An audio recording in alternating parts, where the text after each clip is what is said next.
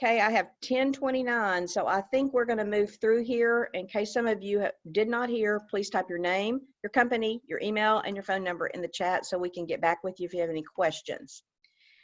Okay, we're going to get right into the listing presentation, and one of the things I want to share with you today is what we like to do in our listing presentation with the agents that I'm training, some of the new agents on the team, is we talk about it in sections. And so I've got a lot of my team, some of the newer members on here today. So you're going to notice that there are a few more sections than we normally have in there.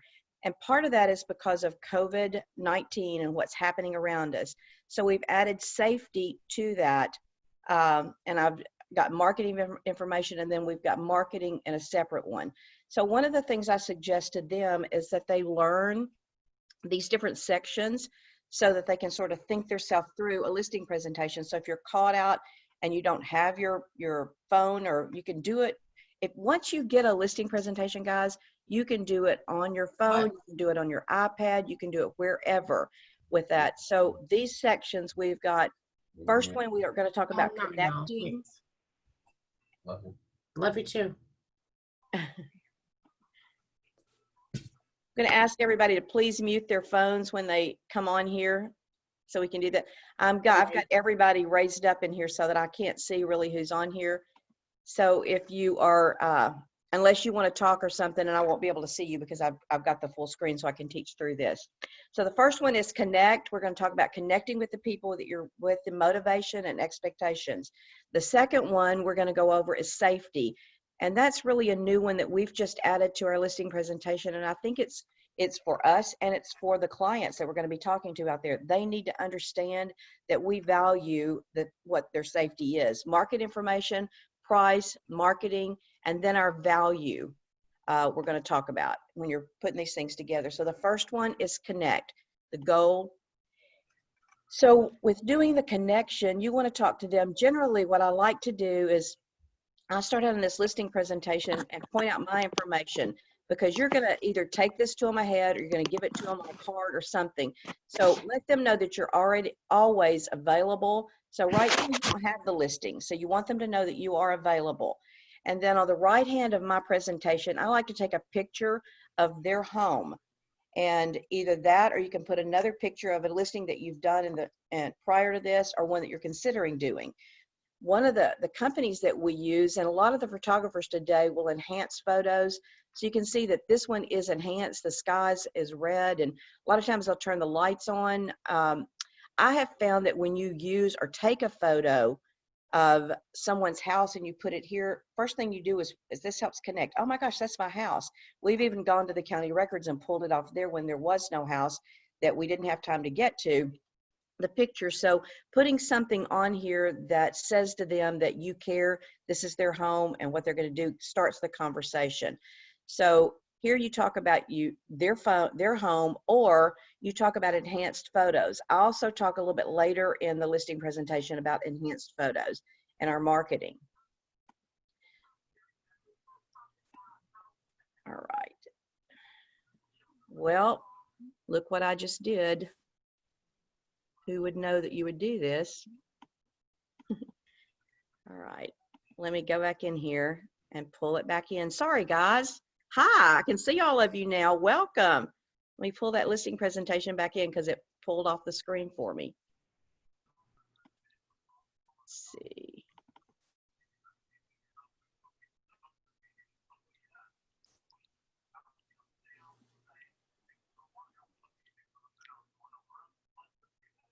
All right, we fixed it. Well, dadgum.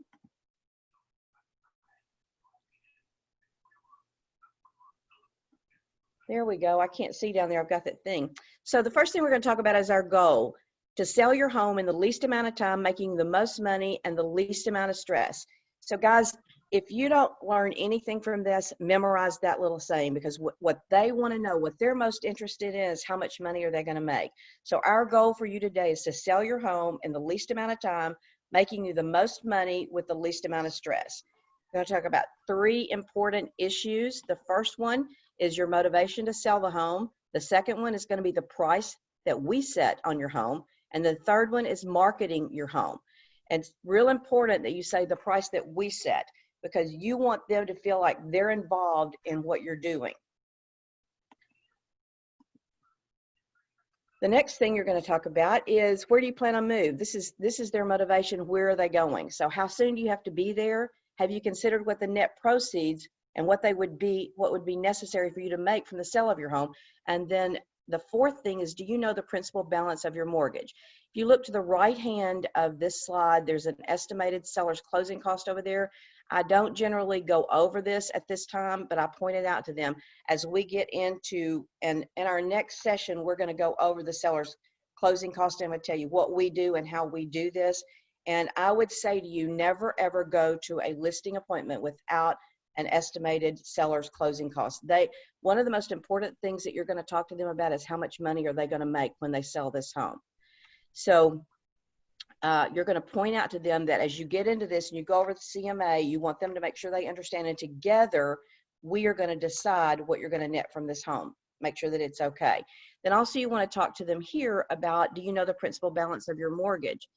And so a lot of times they say they look on a coupon if they still have coupons. If they go online to pay, that's going to be pretty close. But you're going to want to know that principal balance, because you can put it in there in the loan payoff and you're going to get closer to the net amount that they're going to make on the sale of this house. So you want to get that mortgage information and find out what that is. The next thing we're going to talk about is the expectations. And one of the things, we had this different before COVID-19. We used to say there's 3 things can happen today. The first one is, I'm going to list your home. The second one is, you may decide not to list with me. And the third one is, we may decide, or you may decide, it's not the best time to list your home on the market.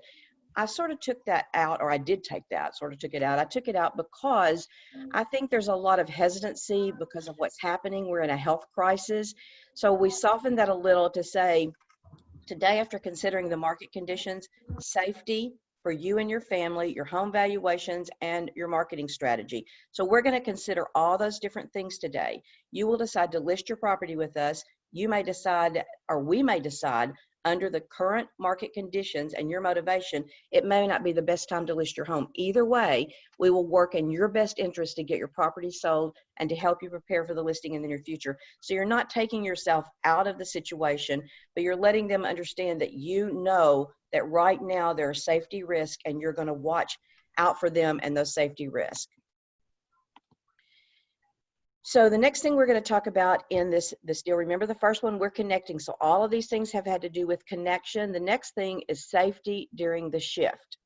So we move into a slide, and here you can make up what you want to. If you want to put, again, this is our listing presentation, so you can put a lot of different things on there. If you want to put where you wear your gloves, if you want to put booties in there, if you would like to put a mask, a picture of a mask, whatever you want to do.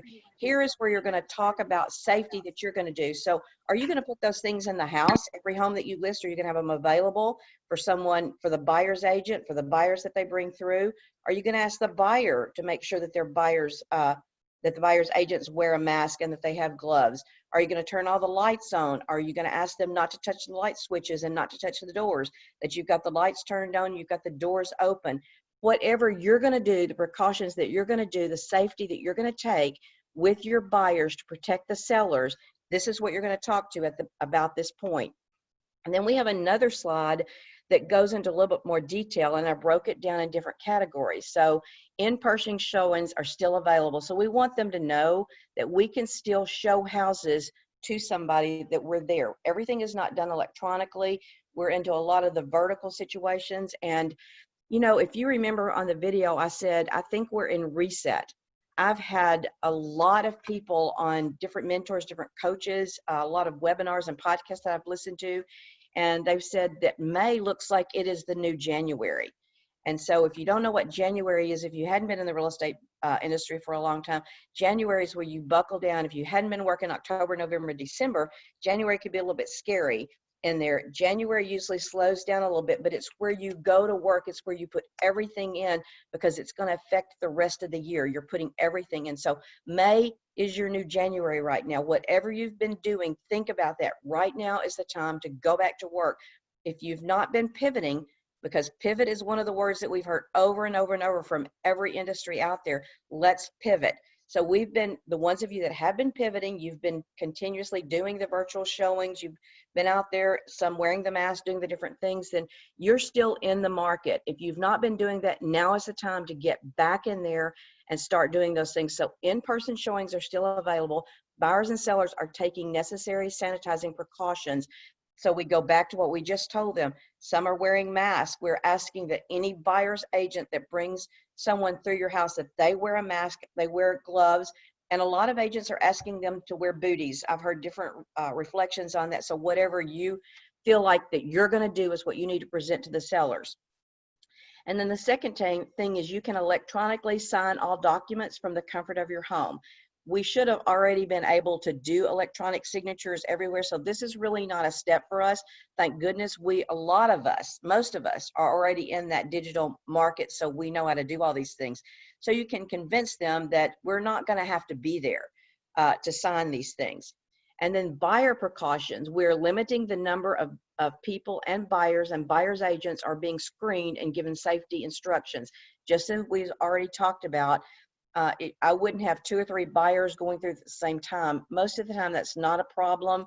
I know that we're having a lot of property go on the market today that is totally, you get full price, sometimes over full price, and they're gone in 24 hours. Sorry. The last one is contracts. We will email all listing and buyer contracts for digital signatures. So again, we're telling them that we're practicing that. And then virtual tours.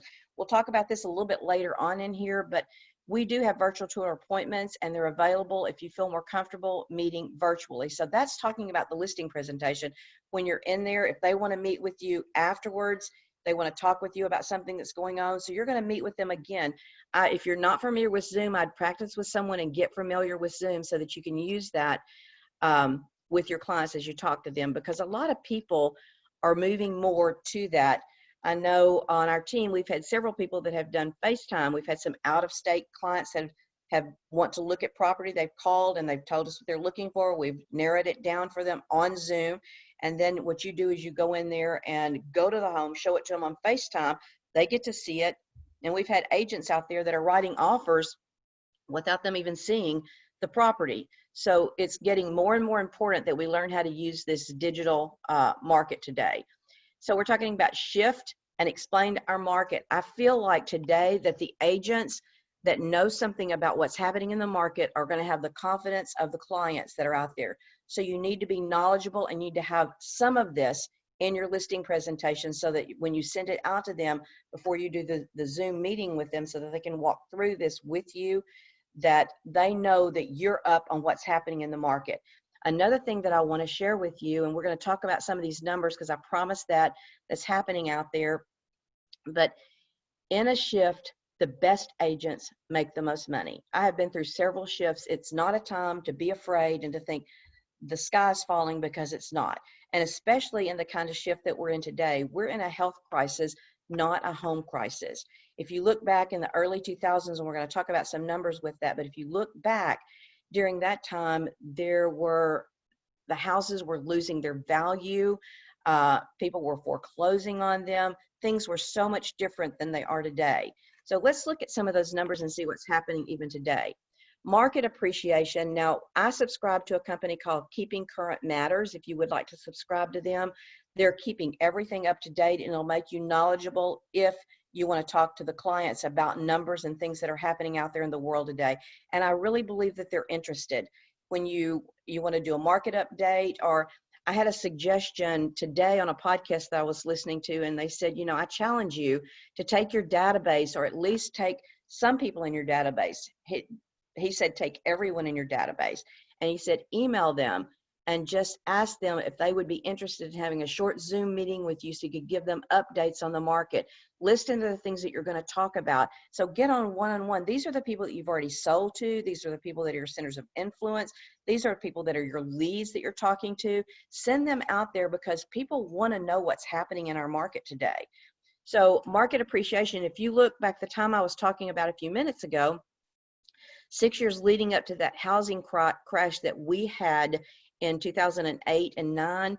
And, guys, I want to share something with you. One of the reasons that I can so confidently tell you that the market is good is the shifts that I've been through. I started a company back in 98 as we went through this and excelled all those appreciations and those things. And I started another company in 2007 when the crash hit. Both companies went to #1. A lot of it has to do with your mindset. You have got to believe that you can sell their house yourself in this market. So if you look at the time, the 6 years leading up to the crash, the appreciation, look where things went.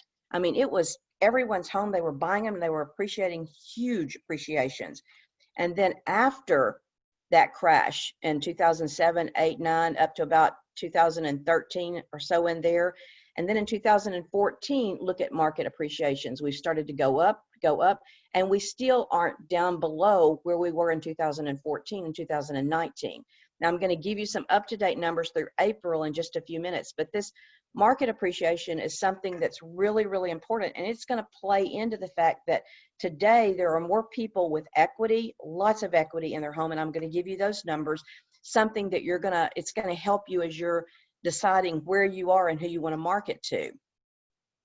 So the next slide is the Mortgage Credibility Index, and you can see the housing bubble.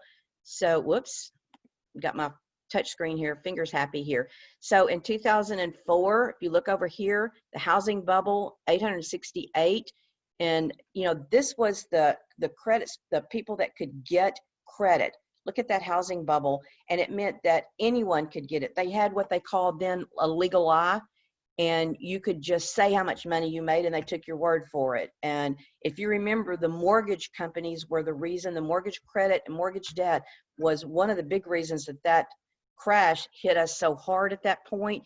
And you look over here where we are today, it's much harder. And sometimes we frown because we can't get people through, but that keeps our economy there. We want them to only make loans to people that can pay back the loans, because if they don't, then we have an economy crisis, and not, which is worse or just as bad. I don't want to play down. The health crisis is pretty bad with that. But mortgage credit availability index is important. And then the number of homes for sale. Then what you have to understand is today we are in a seller's market. And I'll show you on a couple of other slides how that breaks down.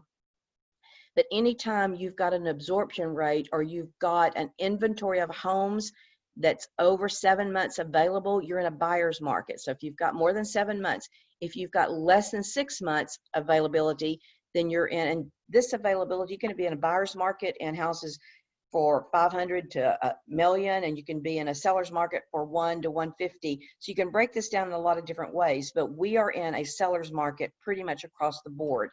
I'll show you some of those numbers as we go through that. And again, we have these numbers in our listing presentation. You can choose if you want them in there or not. I think it's a really good thing if you understand them, that you let the people know that you're not just trying to list their home, that you're involved in the numbers and you know what's happening out there, and that you can sell their home.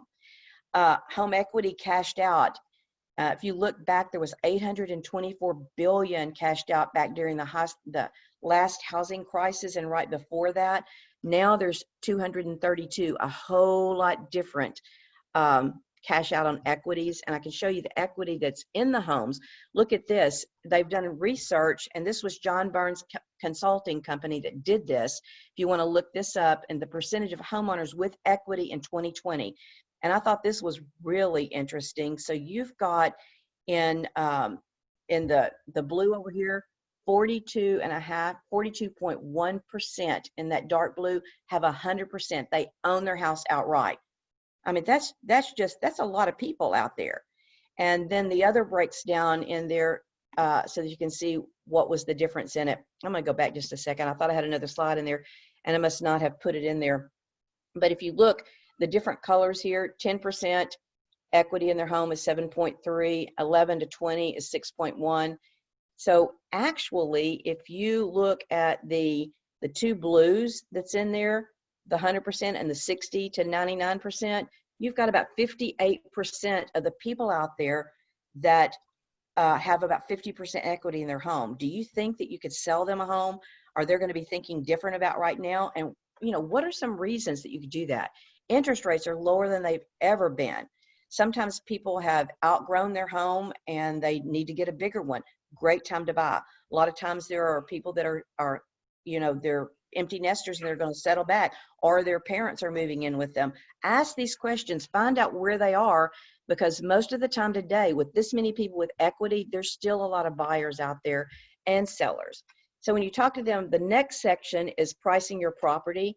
And so at the top of this slide, and you can create whatever you want to with this, but I think the factors, so if you're taking notes, these are the things that I would write down that you want to put down when you're talking about pricing their properties. So these are factors that do influence the sale of your home, so, or the value of your home, and that's market conditions. We're in the best market conditions that are out there right now. Interest rates, financing, buyer demand is higher than I've seen it in a long time. The second thing that motivates or has influence on the sale of their home is their motivation as a seller. So you can ask them questions we talked about in the very beginning. Where are they going? Is the spouse being transferred and one of the spouses is staying here with all the children and they need to sell their home? They're motivated. Are they just checking the market and they've got a little equity and they don't have to sell their home? They may not be as motivated. Find out what's going on. What is their motivation? Because that's your close. When you find that out and you get an offer, you go back to that motivation to help you close with them. And then the seller's terms that they're going to offer is another thing that influences the price of the home. So if they're going to pay closing costs, if they are going to offer to put all the appliances in there, what are the terms that they're going to offer?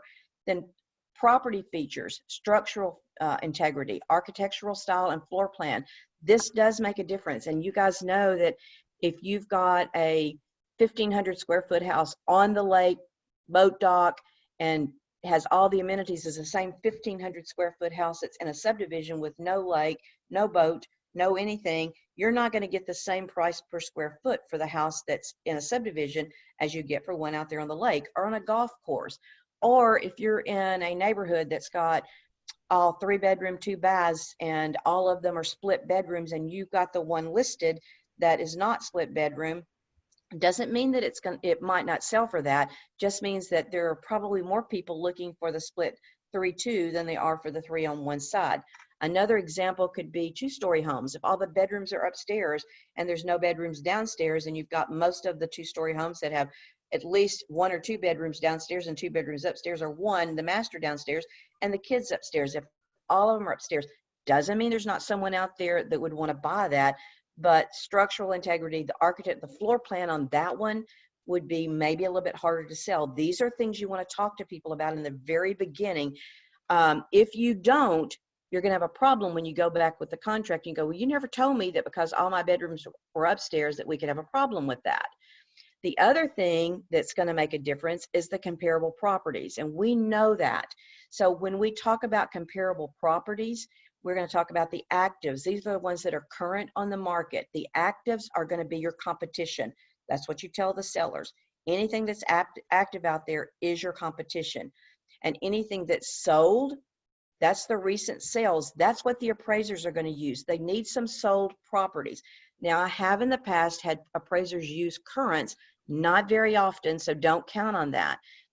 We had a house listed in Centerton that I told the couple that, and it was like a dollhouse. When I'd have it shown, some of you will relate to this, I'd had agents give me feedback and said, this looks like a $400,000 house puked out $100,000 home. And that's exactly what the feedback said, but it was an interior decorator had decorated. It was beautiful. And there was no comps to sell it for what the value was. The decorations were not going, but it was pristine.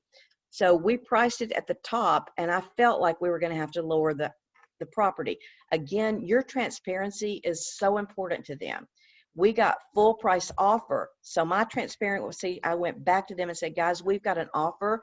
So the two things we have to worry about when you list a property, number one is the inspection, what's going to come on back on that. So you always want to talk to them about that. The second thing is the appraisal. If it doesn't appraise, then you're faced with going back and saying, hey, we've either got to lower the price or the buyer's going to have to bring cash. And I can tell you, in most situations, buyers' agents are not going to advise the buyer to pay more than a house is going to appraise for. So generally, it's going to be your sellers that are going to be reducing the price. So I went back to these sellers and I said, you know, we've got this sold, we've got this offer. That's the good news. So, and I'm not being negative Nanny here, but I want to tell you there are no comps. to stand up for this price that we've got. That appraiser went in and used a current and made that house comp.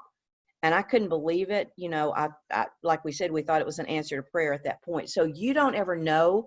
So you explain to them in the very beginning that, you know, the inspector's going to look at it, and we are at the, you know, the appraiser, we're going to be at their justice of whatever they want to say. Most of the time, you're not going to change their mind. And then the last thing you're going to talk to them about that influences the sale of your home is exposure.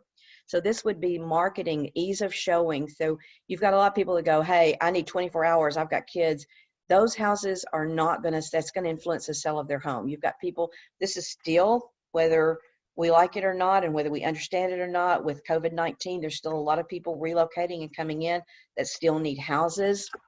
Slowed down some, but they're only here for a short time. And if you can't show that house, they're probably not going to buy that house. And so another good reason for you to get good virtual showings, good videos, so people can look at these. I'd like to say, are there any questions, but we're not opening it up for that right now. Please put, if you've got questions, please put those in the chat so Carrie can get back with you. So these are factors that have no impact. Just like when you're going through the listing presentation, you want to talk to them about things that have an impact on the sale. You also want to address the things that have no impact. Again, it's going to come back and bite you if you don't talk about it before the problem shows.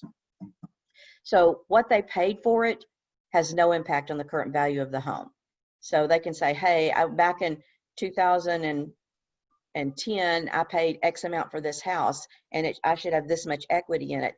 We are at the mercy of the comps that are out there. We're at the mercy of the appraisers, as we said a few minutes ago. So it really, what they pay does not come into play. If you tell them that right now, and when you get to the end, they're going to understand how you came to your prices. Only some of your investments have impact.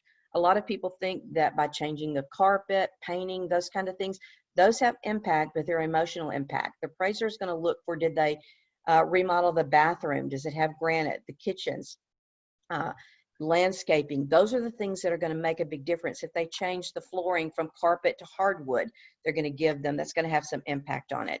So go through these things and explain to them. And a lot of times people say, well, I want to wait and put my house on the market because I'm going to put new carpet and I'm going to do all these things. Well, if it's got holes and it's nasty, that might be a good idea, but please explain to them that that carpet is not going to give them $10,000 more. Emotional impact, people are going to like it when they look at it, and they're going to think, but you know, what if they don't even like the carpet they put in there?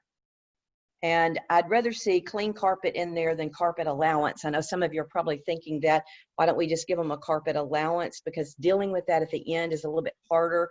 A buyer cannot make money at a closing, so you can't just pay them so they can go do that. Somehow you have to take care of that on the HUD, and you pay the installer. There's ways you can do that, but clean carpet sells. What you want to net from it. This goes back to almost the same thing as what you paid for it. Really doesn't make any difference. We can only tell you what the house is worth. Be transparent. You're the messenger. Don't shoot the messenger. So they can't say, I have to make $50,000 out of it. You always go back to your numbers and exactly what it was worth. My phone is dinging and I'm so sorry. Turned it off. And then what family members and neighbors say has no impact. You may be in a neighborhood where the house down the street sells for $110 a foot. And when you look at that house down the street that sold for $110 a foot, it's 3,000 square foot and yours is 2,000 square feet, let's say, 1,000 square foot less. You're the smallest house in the neighborhood. We know as a real estate agent, the smallest houses in the neighborhood will get a little bit more money than the larger houses. It just works that way. The house down the street maybe doesn't have hardwood. Yours has hardwood. So they're going to take all of those things into consideration. And so you can't just look, does it make a difference what the house down the street sold for? Yes, it does. It makes a difference what it appraised for, because they're going to use those comps as they set those values. This is probably one of the most important slides that you'll put into a listing presentation. And I've had this in our listing presentation for years. And actually, I don't even know where I got it. I saw one in another company's presentation and I thought, man, they must have been to one of my trainings and they took that triangle. And then I realized that, you know, Century 21 has it, Coldwell Banker has it, Keller Williams has it. So in some of your marketing, you're probably going to find this, but this is really important. And I think the consumer understands. So this is the percentage of the market that your price is going to appeal to. So as you look at this pyramid, you can see right here in the middle that the market value is at 60%. If you price your house at market value, the price that we're going to give you when we look at the currents, when we look at the solds, when we look at the pendings, we look at the expires, and we bring this market value price to you. If you price it at market value, you're going to pick up 60% of the buyers that are out there. A lot of sellers will say, hey, let's just go a little bit above. Let's go 10% above market value so we'll have room to negotiate. But what happens, and if you show them this, that if you price it 10% above market value, you've now attracted 30% instead of 60% of the buyers that are out there. Is that worth that negotiating power? And today in the market, depending on where you are, because we have a shortage, I don't even think you're going to have a problem with that. If you get it at market value, you're going to have multiple offers, or it's going to sell in 24 hours. Likewise, if you can show them that if they price it 10% below market value, that they're going to get 75%, 15% below, 90%. So in all honesty, this really makes a lot of sense to them. When you get back and when you get down to showing them what the currents and what the MLS shows, the market value, and they say, well, a lot of times we ask them, what do you think your home is worth? And if they say 250,000, 225, because that's what they want, by the time you get through with them, you're going to show them. And a lot of times they tell you, don't go price per square foot, but price per square foot is what we eat, sleep, and breathe. So if you turn around and ask the seller, what price per square foot would you like to see on your house? Again, that's going to make a difference because you've already gone through that. If the top house that in their neighborhood is sold for $110 a square foot and they think they want 125, then you can come back to this pyramid and you can show them what's going to happen with that. Another thing that we talk about is the first 2 weeks that your house is on the market. In the first 2 weeks of a property being on the market, the activity is greater. The prospective buyers are either 1, they're new buyers in the market, or 2, they are buyers that have been looking for but have not found what they want. After that initial period, only prospective buyers. So this graph will make a difference too. Take advantage of the exposure that you naturally get when your home first goes on the market at the initial asking price. So the first 2 weeks are really, really important. And then here is where you talk to them about the market analysis that we've been going over. So this is prices paid for the recently sold. We call those comparable properties. Now, when you're looking for comparable properties, and next week we're going to talk about putting all this together. I'm going to go to the MLS, pull some comps, show you how we work and what we do. So here's where you're going to talk about that. Recently sold are the comparables, and then the similar properties, and I called this a few minutes ago, the current on the market. This is the competition for the houses that are being listed out there. So if you list yours highest in the neighborhood, you're going to sell the other houses that are out there that are on the market. And then comparable homes that did not sell, we call those expireds. Now, there are times that I don't take expireds. There are times that I do take pendings. There are times that I do take expired listings. You're the pro. Look at all these and decide what you're going to say to them. And next week, we'll talk about the criteria. It's going to be really important that they understand criteria and what you pull. I've got a couple of slides in here on an enhancement that I'll show you, and you'll get some idea what we're talking about. So now we're going into our marketing. Again, you want to be the knowledgeable person that's out there when you go in and talk to them about listing their home. So you want to have some resources. This is information that the sources that buyers use to find their homes. So you can see 93% of the buyers out there today in 2019 used the website. And I believe that as we get through 2020, that's even going to go up higher than the 93%. You can look back the difference in 2006, 80% were using that. 87% used a real estate. 73% in 2019. This did not change. That mobile, if you're in an open house or if you're out there with buyers, then you understand today that almost everyone that walks into that house knows about as much about it as you do, because they've already looked it up on some Zillow or some other Realtor.com or some other app that they've got out there that shows them houses that are on the market. And then open houses were 51%. I would say before COVID-19, open houses were huge. And you can look at even in 2019, it dropped a little from 2018. I think that more and more people are using the internet and they're being more digital. However, I still, and I believe it will come back, the mega open houses is one of the best things that you can do if an open house is done right. And what I mean by open houses, and we're not going to do as many in this market, so I'm not going to spend a lot of time on them, but it's how you market them. It's traffic boosters, how many signs you put out there. A lot of agents, when they have an open house, what you think about is they just go to the office, they print out the MLS form, and that's all they do.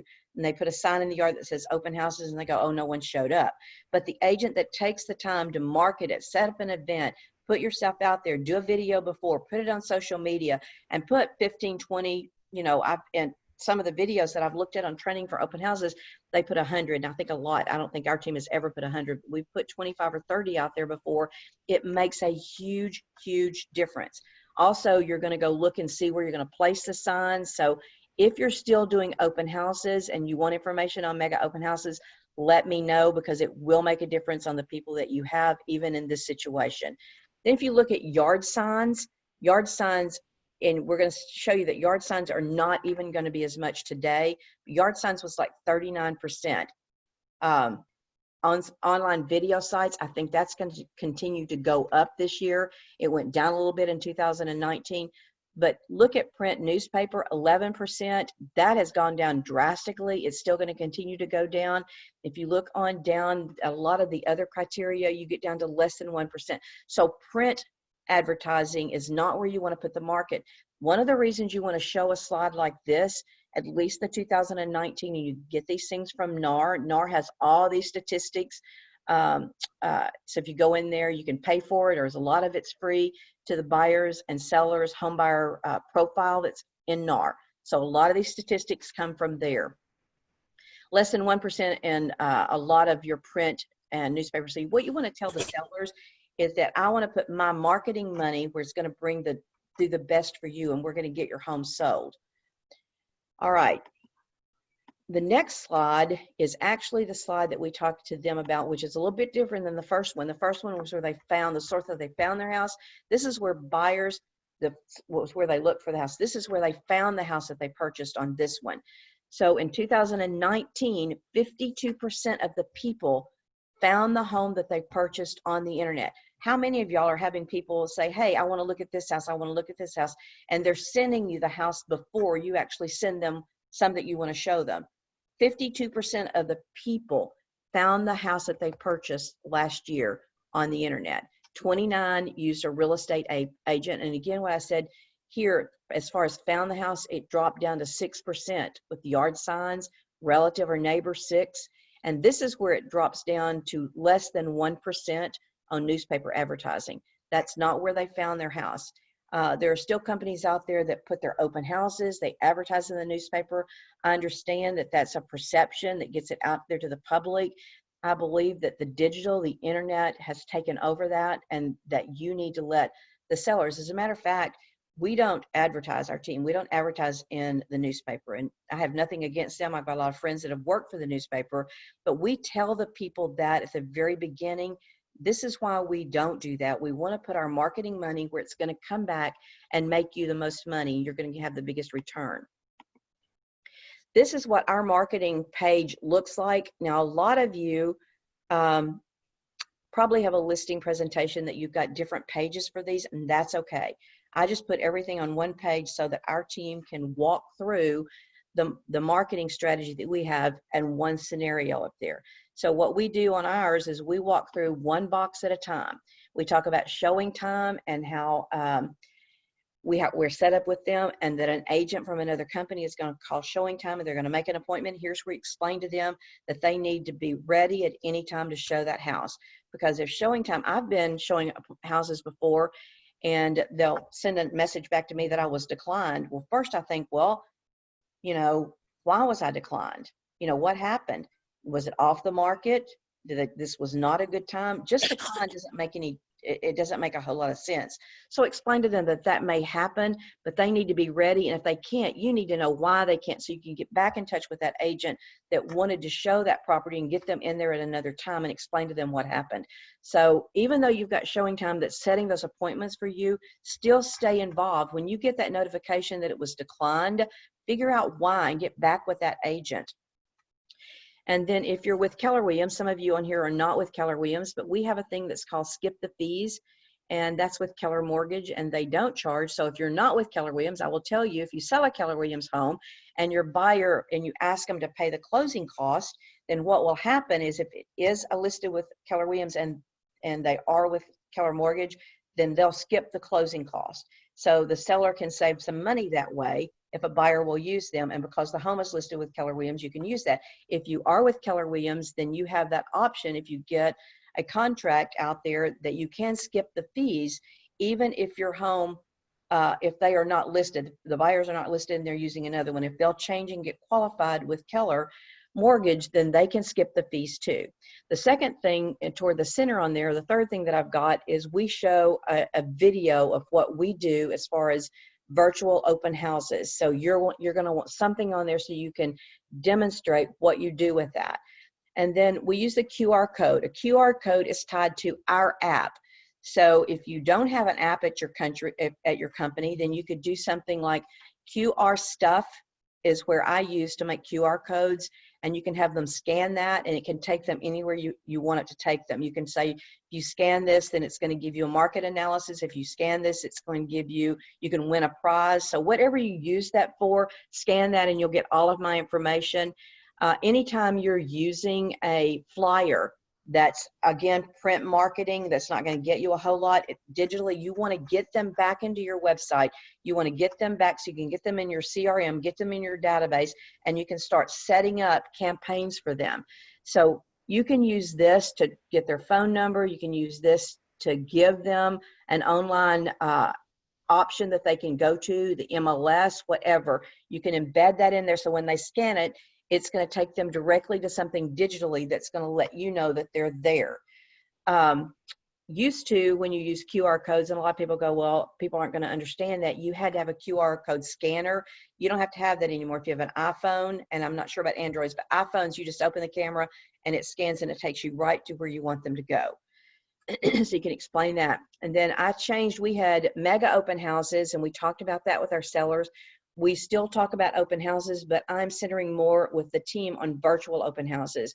We're doing Matterport, we're doing virtuals where we can set a weekend where they can come on a Saturday from 2 to 4, and we're going to be online and we can walk them through any area of the house. We can answer questions. And I think that, you know, we say this is not the normal that we're doing it. I really think that this is becoming the new norm that's out there, that we need to understand and learn and use more virtual open houses and more virtual showings. And then you see I've got seller's property disclosure up there. I talk about that seller's property disclosure here with the seller as I'm listing it. I, you know, pull it out and I show it to them and I say, guys, we need this filled out as soon as possible. And if there's any questions that they have, it's really important.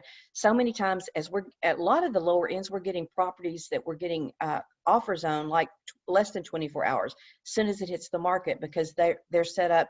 When these hit the market, they call their buyers and they get them in there and they make over full price, sight unseen. We've had one of those that's come in. So you need that property disclosure so you can send that over quickly. So have that ready and either have it for them that they can fill out, do it on Form Simplicity so they can check and fill it there and tell them you're going to send it to them, but talk to them about the seller's property disclosure.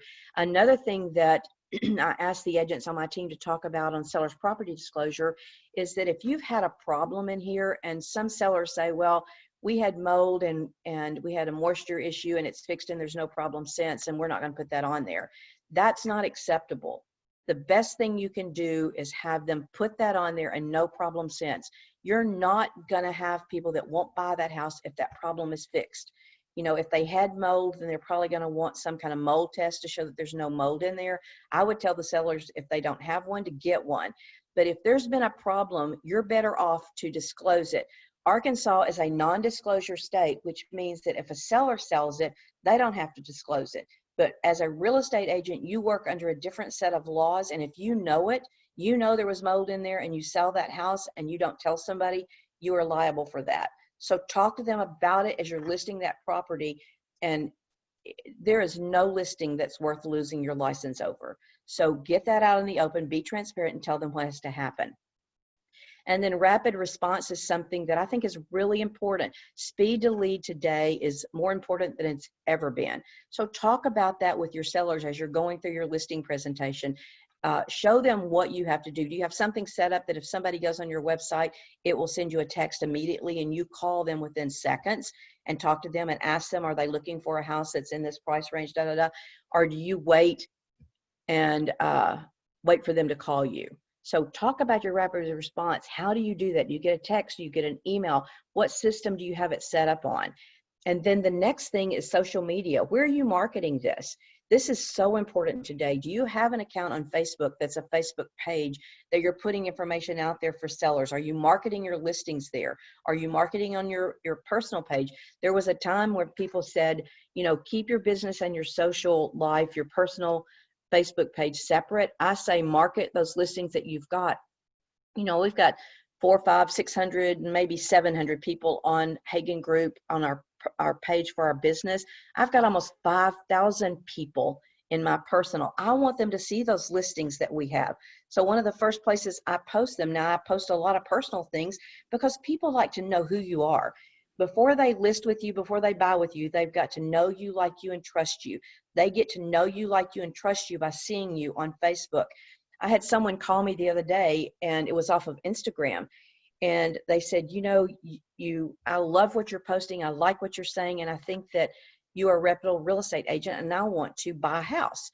And you don't have that happen real often, but it does happen because you're out there posting things that are relevant to what's happening in today's market. So be involved on your social media, Pinterest, LinkedIn. There's a lot of people that are focusing some of their listings and some of their things. LinkedIn has not been something that I've done a whole lot with, but I've heard a lot of success stories with LinkedIn. So check that out, get yourself out there on as many social entities as you can.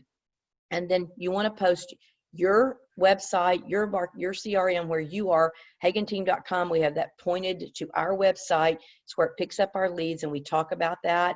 And then Keller Williams, our company, so your company. And down here says Arkansas Democrat Gazette, and this is what I was talking about a few minutes ago. I put that on there, and like I said, this is no pun against them.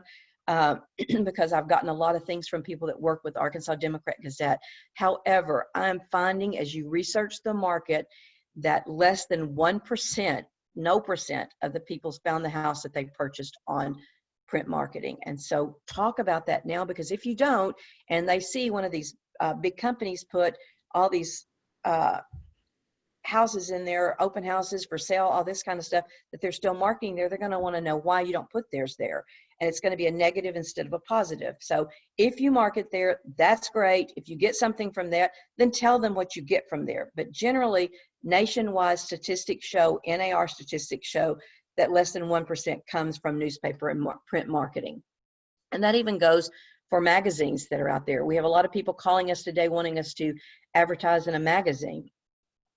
The other thing I skipped up there, and I want to go back to it because it's really important and probably more important today than it has been in any other time, are professional photos. And I don't take professional photos. I don't make any money on anyone that does, but find a photographer out there that you trust that will take good pictures for you. That if the grass is growing, they know that you don't want them to take a front picture of that front house. If they do, they're going to have to go back and take another one. We had one that I sent a photographer back out on that actually took pictures, and I said, what the heck were you thinking? And these sellers had Dollar General bags hanging on their kitchen cabinets, on the doorknobs. And so you don't want that kind of thing in your pictures. Professional photos, because what did we say the statistic was a few minutes ago about 93% of the people start their search on the internet.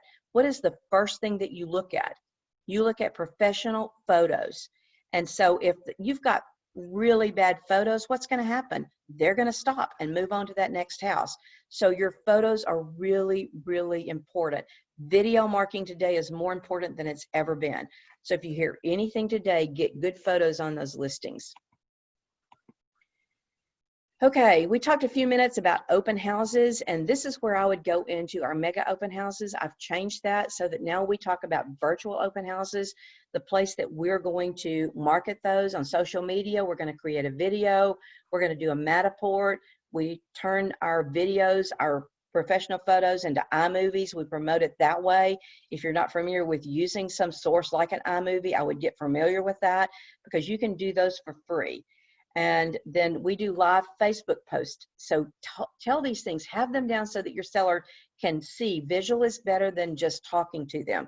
So even if you're doing this listing presentation or your listing presentation with Zoom, go through these different things that you're going to do. And on the right, these are just some questions that if you're doing an open house, I would suggest that you have these in there. If we do an open house, we have a drawing for people that come through the open house. You can have a drawing for people that come virtually. Now, you can't reward someone for giving you a referral because the ARA would frown on that. That's paying somebody money that did nothing for the commission. But someone that signs up to get information from that, you yourself can do that. So seller questions, you want to know, when do you plan on moving? If you were to move, where would that be? How soon would that be? 1 month, 3 months, longer? Set yourself a group of, if you're doing this virtually and talking to them, have a seller's questionnaire, things that you can ask them. I had a buyer call yesterday, a friend of mine from my hometown said her son had just moved here and he was wanting to look for a house. I knew questions to ask him before I got on there. I said, you know, what price do you want to pay? Well, the mother was talking to me at first and the son was there and she said, well, he wants to look at 170. I've heard this before, so you Uh-oh. know it, but Hang on, mute yourself. You know it, but. Okay, thank you. So if the buyer calls you and they say they're looking for a $170,000 home because that's what someone else has told them and they look for that a few backs back, say, look, let's change how you say that. Instead of saying what price you're looking for, what payment are you comfortable with? And most of you should have a payment calculator. And so what I did with this guy, he told me 170 and I said, what payment are you comfortable with? And he said, 1,500. And I said, okay. He said, I've got a new job and it's much different than it was 3 years ago. So I took the 1,500. Now he's going to have to call a loan originator, but you can tell them a little bit better what they're doing. So I said, okay, I took the amount of money that he said he was wanting to pay. You can go backwards with a lot of the loan calculators. I put the 1,500, I took 300 or 400 out for taxes and insurance because I was figuring principal and interest for him because that's what the lender is going to talk to him about. And so I went back and I said, you can apply for like a $260,000 house instead of a 170. He went, oh, wow. And so he could now get more because of the interest rate being so much different than it was 3 or 4 years ago. So you want to talk to them, ask them what payment they're comfortable with. They may tell you a price, ask them where they got that price. Ask them questions. Do you need a 3-bedroom, a 4-bedroom? You know, what's the most important thing that I'm going to be looking for you?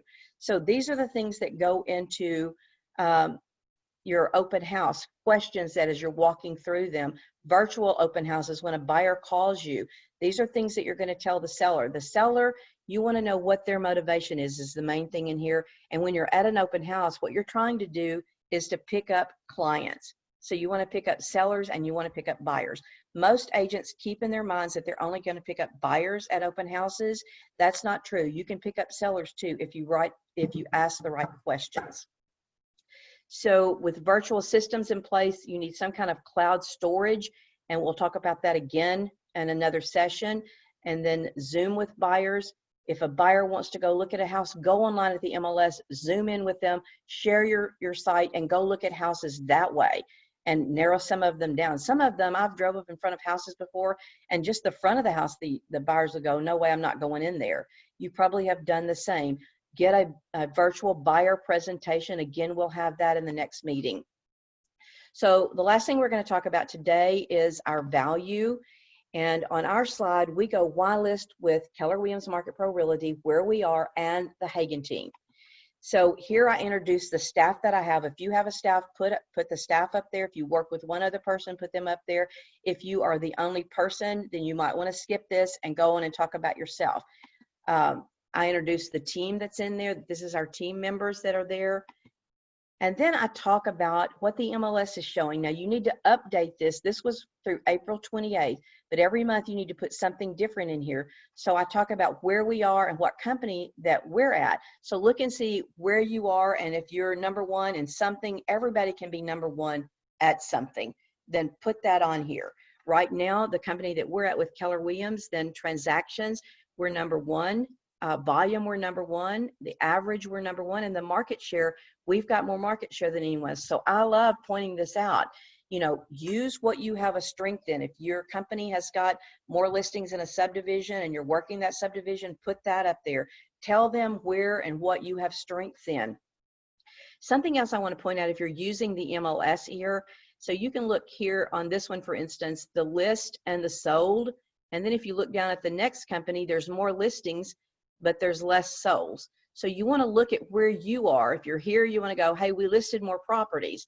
If I'm here, I'm going to say we sold more properties. So this number is a little bit less, but this number's higher. So we are selling more than we're listing. So again, we're in a seller's market. And then you've got the same thing here, the list, the sold, and the total. But the average price, again, is here. Days on market, again, you want to point this out, and the market share. So do something here that talks about why they want to list with you and the value. Pull something like this for yourself. This is the last 90 days sold. So look at where you are personally. Look at your company. Look at your team, wherever you want to go. Put something sold in the last 90 days because we're looking at the absorption rate and what's in there. If you're with Keller Williams and you want this slide, it's something that Larry shared at the last team meeting, so we can get that for you. If you're not and you're with another company, go back and look at what your company has done and the absorption rate and what percentage. You go back to your MLS, go back to Neighbor and see what percentage. And we broke these down in 0 to 160. We sold 571 in 90 days. 106 of them was Keller Williams, and it was 18%. You could do that in each category. And then you go down to the absorption rate. This is really important. This is the absorption rate period for anyone in Northwest Arkansas. So you can use this slide. In the 0 to 100, again, 571 were sold, 190 was the average. The active right now in that price range, as of the 22nd, here's when this was done, was 151. That means there's less than 1% market that's there. And so less for 1% a month of inventory. So we're definitely in a seller's market there. We're in a seller's market all the way up through 500 plus. It's less than 6 months here with a total active of 1379. Be the one to go out and get these listings, guys. And then the one of the last slides that you want to share is your promise for whatever you're going to be, if your team or whatever. I do this as the team lead. They have this in there. Yours could be your promise is that I'm going to provide you with the most amazing, incredible real estate experience that you could ever imagine. That is my goal. And you can say, as your agent, I'm always available to you and to personally visit with you. And then you want to put your resume over here. I put my resume because our team can sell that as the team lead. And so if you're a team leader, then you can put your resume over there. If you're an agent, you can put your resume over there. If you don't have a resume, even if you sold sales and something else, you want to say what you did before. If you don't, then you don't want to put that up there, and you want to get these listings and you want to have a resume soon. That's going to show that. Okay, if you'll put the questions up there, I'm through with that. I want to quickly, before I lose everyone and before you leave, I want to quickly tell you that I put some new stats in here this week, and if you hang on to the end, I've got a text number that I'll give you where you're going to be able to get the stats that I'm showing you right now. I'm going to give these to you. So this is the labor. We said 14.7% is what the unemployment had gone up. Not going to spend a lot of time on this because I'm going to send it to you. I don't know that this is necessarily something that you want to put in your listing presentation, but I do think it's stuff that you need to know when you're talking to someone out there. And the media is so full of negative things. They just seem to capture all that, that it's good for you to be knowledgeable again, and this is the Bureau of Labor Statistics and how it breaks down. I think it's important that this is another slide that I'm going to be giving you, that it's got the services like bartenders. That was the biggest percentage that was in there. Retail, temporary services, it breaks them down in each category of where they are. And again, we know that a lot of these are temporary layoffs, and that shows in this slide here the breakdown of statistics: employed, unemployed, temporary, permanent, and then the unemployment rates, that adult men, adult women, and teenagers. And then these are suggestions for personal updates. I would put a picture. We talked about that in the very beginning. Do something over there. You can include their names as you do your first slide. You might want to put your picture up there. You want to put your information on it, especially now because it's digital and they're going to be able to keep this. You're sending it to them and they're going to have your information, and you can say that to them. Go back to this if you ever lose my phone number or what's involved in that. Another thing for an enhancement that I think would be good, if this was an upper end property that we went on a listing presentation for, and there weren't as many, but you can take and you can just pull it up, take a screenshot, pull this over here, put what you put on here. So if you don't want your, when we normally do our listing presentation, our CMA is paper, and we slide our computer back and we do the paper. Another way to do it is to put it on here. And so if you do that, you want to circle what you're talking about here. I was going to hone in on the top two. And this is the first one. I put information from the MLS, and I took information from the listing that I was going on and put it in here and compared it. The one I was going on was 22 acres. This is 26. So there was a difference there. So I could show them the difference on what it sold for and what we were trying to list this other house for. The second one that I had circled on there, this was the second one. Again, I put the list and the sold price, more than 4 years of design. This was a lot bigger than the other house. So it shows them pictures and actually what we were comparing their house to.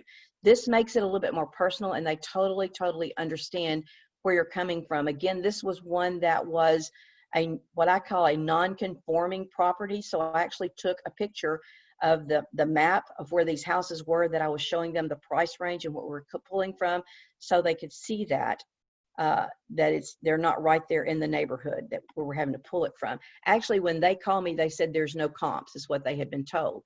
So I wanted them to understand. And then here are the actives that we pulled. That was the solds a few minutes ago. This house is not comparable. It had 200 acres, but it pulls up in that. It was the only thing as we were following and trying to find something that was comparable. So sometimes you have to look outside the box. You have to talk about it so that they understand why and how you got that price. Again, we're going to go into this a little bit more next week when we talk about putting your listing presentation together. So do something in the very beginning. Your name goes here. I'm giving you a slide that's got the different sections that we talked about so you can put yours together, reminding you to put something in there about safety. And then I'm giving you these slides on the market that we talked about so you can have them for whatever you need them for. And the way I also put this one in here in case you need that. And they're going to be on a PowerPoint, so you can take them and personalize them whatever you want to. I did put what we do on there. You can personalize that. I gave you this, and what you're going to do. All right. So our next session is going to be the 19th, and we're going to do systems and how you prepare for your listing presentation. If you would like the copy of those slides that I quickly went through at the end so we could stay on time, you can text the word "My Free Bonus," no space in there, to 44222. And then you'll receive that listing presentation cheat sheet that I just went over. So the number you're going to put in your text at the top is 44222, and text the words "My Free Bonus." Cannot have any space in there, no capitals, nothing, just "My Free Bonus." And the way you can make that happen is type in "My Free Bonus" and then hit a space bar, and it won't change it. It won't spell check it for you until you've got that. So I'm going to go back and pull everybody on here that's left. Do we have any questions? Maybe that's somebody that's still here that wanted to ask. Carrie, have you got any questions there?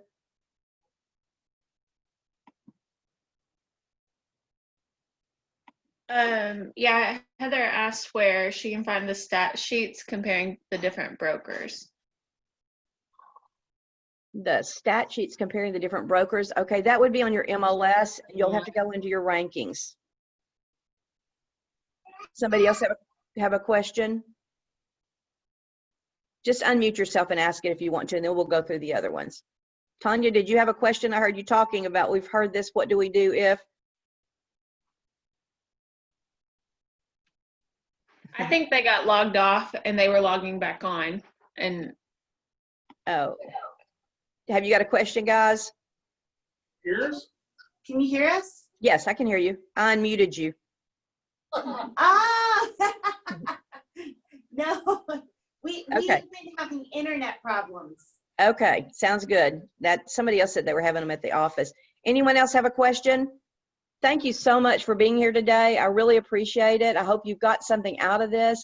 If you do have questions and you want to call me later, you're welcome to do that. My phone number is 479, don't dial 469, 479-644-9042. And that's on that slide. If you go back to your cheat sheet slide that I gave you, my resume is on there and you'll be able to get all my information where you can email me, text me, or call me, whatever you want to do. Okay? Thank Hope you. to see you guys. You're welcome. I hope to see you guys next week. Hope you enjoyed Yes. it. We did too. Thank you.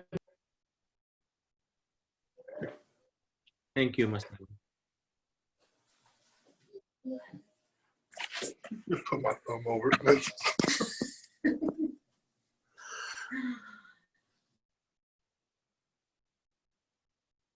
Okay, we have 10 people still here. Is it the team? Let's see. Courtney is still here. Hi, Courtney. Darlene. And Vanjie. Okay.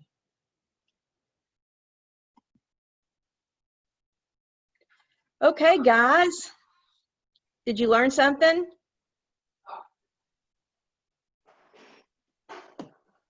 It was great. Well, I tell you what, Zoom, when you get like that, is a little bit harder sometimes to maneuver things around. I popped that whole listing. I don't even know how I did that. When I did, were y'all on there when I popped the whole listing, all the slides up there? Yeah. I must have hit the wrong, I don't know how you do that. There's one of those things, I guess, at the bottom that does it. So, you're Are you- still recording the session. oh, let's turn the recording off. All right, bye. Or do we need- Bye. See Bye. ya. Do we have anything scheduled on for Zoom today? Did you check your schedule, Jason?